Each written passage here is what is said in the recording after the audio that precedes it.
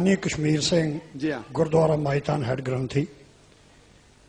आपके सवाल नॉलेज बहुत अच्छा है। मेरा एक आपके धर्म के बारे में परमंती है कि आपका धर्म, हमारा धर्म शब्द का पुजारी है।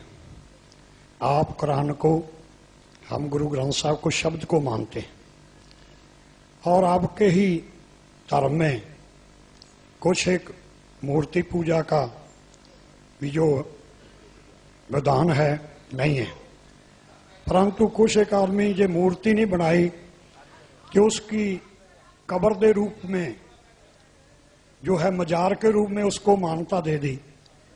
आप मूर्ति खड़ी पूज लो और पड़ी पूज लो, तो एक बात ही है। क्या ये जो है धर्म के उल्ट नहीं है? इस बारे आप रोशनी पाएंगे।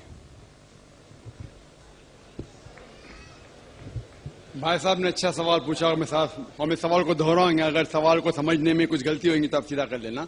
भाई साहब ने पूछा कि बुत परस्ती गलत है, उनके मजहब में भी गलत है, हमारे मजहब में भी गलत है। आप बुत को उल्टा पूजो या सीधा पूजो, तो मजहब को पूजना सही है क्या नहीं, वो आपका सवाल था। मजार पे जाना सही है क्या गलत है? भाई साहब ने बहुत अच्छा सवाल पूछा। इसीलिए मैं कहता हूं कि इस्लाम को जानने के लिए मुसलमान को मत देखो, कुरान और हदीस को देखो।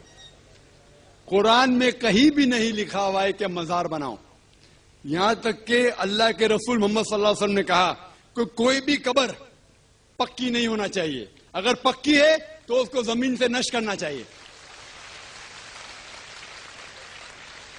सही बुखारी की हदीस है कि अगर कोई कब्र पक्की है तो उसे जमीन के लेवल पे लेके आना चाहिए। मजार को पूजना गलत है, हराम है। मैं जानता हूं कि कई मुसलमान अनजाने में इल्म की कमजोरी की वजह से वो मजार पे जाते हैं। और मेरा ये कहना है कि बहुत सा कल्चर जो है, ये कल्चर हमारे जिंदगी में आ जाता है। और हमारे बाप दादा पहले कहीं ना कहीं हिंदू तो होंगे, तो हमारे बाप दादा जाते थे मंदिर, तो अभी जा रहे लोग मजार में। आस्ते आस्ते तब्दीली आ रही। तो मेरी दरखास्त है कि अगर आप इस्लाम, इन भाइयों से जो मजार जाते हैं, मुसलमान भाइयों, मजार पे जाना बिल्कुल गलत है। मोहम्मद सल्लल्लाहु अलैहि वसल्लम ने कहा कि आप कब्र पे जाओ।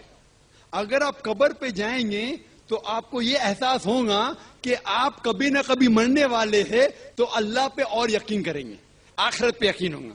तो कब्र पे जाके उनके लिए दुआ करना सही है।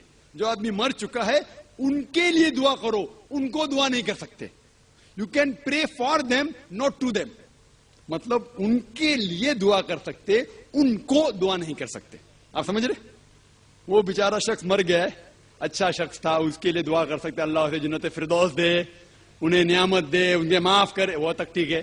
लेकिन जाके ये बोले कि मेरे एग्जामिनेशन में मेरे नंबर कम है, तो बाबा नंबर अच्छे कर लो, ये बिल्कुल हराम है। शिफा, कुरान मजीद में कम से कम 25 आयतें हैं जिसमें लिखा है शिफा।